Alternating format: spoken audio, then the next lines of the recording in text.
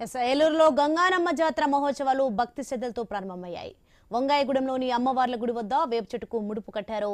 Eluru MLA Badeti చంటి, APSRTC Vijayawada region chairman బొడ్డు Appalanaidu, mayor Sheikh Nurjahan పాల్గొన్నారు.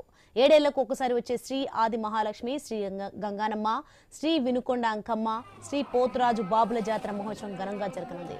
2026 ఫిబ్రవరి 2 వరకు 3 నెలల పాటు కొనసాగుతోంది. భక్తులకు ఎటువంటి ఇబ్బందులు తలెత్తకుండా అన్ని జాగ్రత్తలు తీసుకుంటున్నామని ఎమ్మెల్యే బడేటి చంటి తెలిపారు.